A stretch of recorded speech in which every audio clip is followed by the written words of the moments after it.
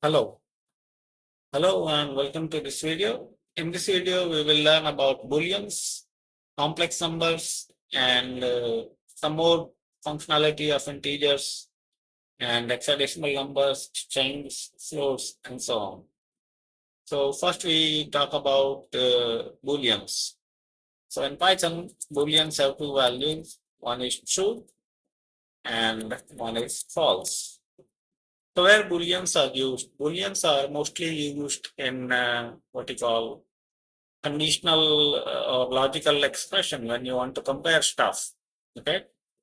For example, you want to test if two different objects are same. They can be integers, floats, complex numbers, strings, custom objects which implement the equality operators.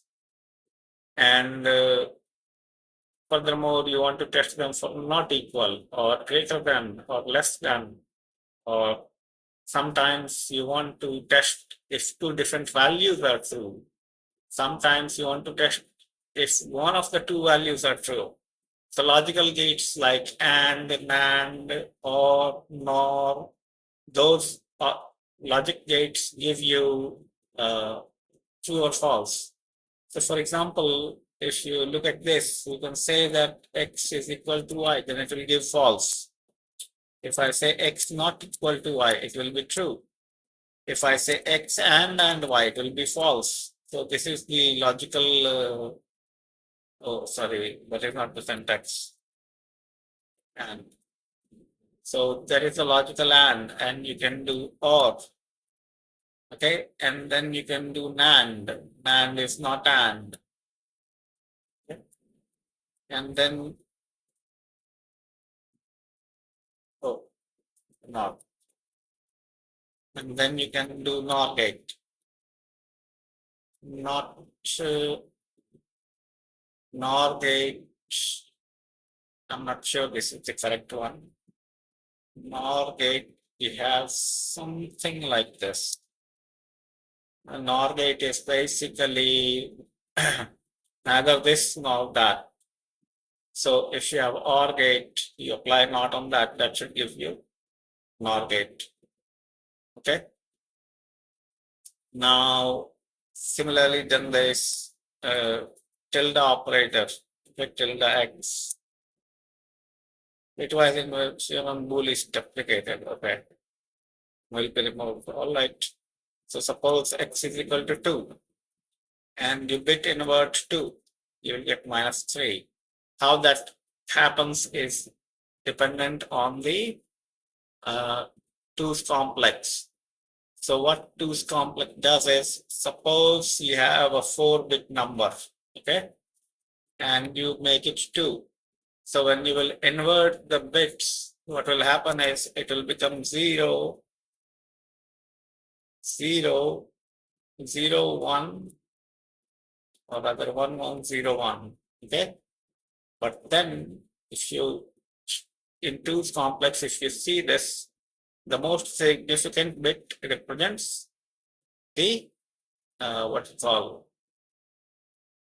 sign bit, okay. So this becomes negative. Now this is 5. So what happens is, in negative numbers or binary, as you know, it does not start like this 1, 10, 11, 100, okay. It does not work that way. It will rather start from 1, 1, 1. 1, 1, 1 is -1. 100 is so 1, 1, 1 would be -8. 100 would be -7. Sorry, 110 would be -7. 101 would be -6. And then 100 would be what you call. So it, sorry, I made a mistake. So 1001 would be -8. 1010 would be -7. 1011 would be -6. 100 would be -5. And -8, 7, 6, 5. And then 1101 would be, no. After this, there would be 10 actually. 1010, and then it would be 1001. Okay, so it counts from the other direction. So -8, I'm still making mistakes. 100, and then 101, and then 110. So you count from the other side. A 4-bit number, if the most significant bit is signed bit, then this first number will represent -8, then -7, -6, -5, -4, -3, and I believe there is one added also before we doing that. So I'm not going into too complex. I don't exactly remember all the details and all that. So tilde x basically negates all the bits of the number. Okay, it flips all the bits. So that's what I was talking about. Now, what is a true value? So to figure out if a value is true or false, you can cast a Bool. The positive numbers, negative numbers, both are true. 0 is false. Similarly, if you do floating point numbers, both positive and negative are true. But if you give it 0 0, it will be false. There are two specific floating point numbers I would like to talk about. One is float ends. So this will be positive infinity. And then we have negative infinity. And there is another special one called nan. Okay. Now, if you want to test whether these are positive or true or false, you can simply call the float and give it infinity and all. So the general idea behind this true or false of values is that presence of a value indicates truthfulness, and something which is not a value or absence of a value is like false. So you have this 0 is absence of a value, 0 is absence of value. Empty strings also turn out to be false, but any character you put in and it will immediately become true. Empty lists also turn out to be false. Empty sets or dictionaries, they will also be false. Empty tuples, they will also be false. Okay. So any absence of value is generally regarded as false. So in general, these many types should suffice, and we don't need a class. Typically, if it is none, then none is a special thing. None is false. And none is basically assigned to a class object. It is a special, it is something like null in C, C++, Java. Java, I don't know if it has null or not, but C, C++ definitely have null. And nil of Golang, none of Rust. These are basically comparable to Python's none. Okay. So that was for Boolean. Now we talk about complex data type. So complex numbers are created by calling complex and is applied to arguments. If you look at the help on complex, you see this, it takes a real part and takes an imaginary part. Okay. So if you say print x, it will print 5 plus 9 there. And then you can invoke absolute on that. Absolute x. You can compare two numbers for equality. It will compare both the real part and imaginary part. I'm not sure if you can do and. I think you can do and on this. So yeah, so and will give you that. And remember, you can do or definitely. Okay. You can do not or, and you can do NAND as well. Okay. I'm not sure if you can flip the bits of this. No, you can't flip the bits of a complex numbers. Okay. Now you see, while we are going through all the syntaxes, sometimes we get syntax error, sometimes it gives you type error. And there are many other types of errors you can see. Okay, these are called exceptions, and we will deal with these in exceptional handling. So if I go to my YouTube channel, see there, and let's go to playlist of Python. So a lot of this is already discussed. This is basically a re-record of the videos. Okay. So what we are doing right now is we are covering up these two parts, whatever we are missing. And then list, dictionaries, and sets will be covered, and then this re-recording will be done. A lot of what we are discussing is discussed in the standard library. In my last video, I said that I'll rename these, and I'll rename as soon as I get time. This is not very helpful that which video contains what. Okay. So I'll definitely rename all 20 parts of this. After part 20, there are more descriptive stuff. And then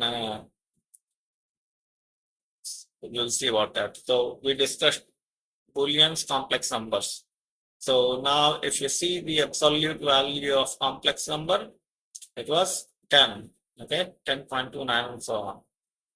So you can do addition, subtraction and all that, multiplication, division you can do. So x into y you can do, and you can divide them as well, okay. So that is the part of complex numbers. We will discuss complex number in detail. Also, it is there in the standard library discussion. Now I want to talk about int function again. Int function can do something like, if you look at the help, what it does is help and okay, it takes an iterable or it takes an x and takes an optional argument base. It converts a number or string to an integer or return 0 if no arguments are given. So be careful, if you don't give an argument, it will return 0. Now, if x is a number, return x dot underscore underscore int underscore underscore. Okay. So this base is quite fancy stuff. Let's say there is, if you want to see what I'm talking about, let's give it a string, okay, 12. It will print 12. But if I say base 3, base is equal to 3, it will print 5. Okay. If I go on increasing base, it will go on increasing by 1. Okay. So what it is printing is in the base 10. Okay. Be careful about that. It is printing in base 10. If you look at help of say hex, okay, hex does not accept a base. It has to be given an integer. And this slash means position only parameters. Okay. That means this number cannot be supplied as a keyword argument or list. It has to be a positional argument. So in general, functions arguments are written like this: args and kw args. This is the general catch-all way to handle a function's argument. But in this case, there is a position only argument. Okay. So we will come to those star notations later on when we read the dictionaries and lists. When we have studied that, we'll come back to that. That what is the meaning of this star args and all. Now, like int, you can use something like say bin. Okay, bin can also take a string. Say it has to be a 0101 string. It has to be a number. str objection, okay, it takes a number, okay, it will convert it into binary. Similarly, hex will take a number, as we saw in the help, and so it will convert it to binary, hexadecimal. Okay. Now, as you saw that integers can change the strings to things, float also you have seen there are 3 special values you need to construct by passing strings if you need them. One is nan, another is infinity, and another is minus infinity. Now be careful, nans are never equal.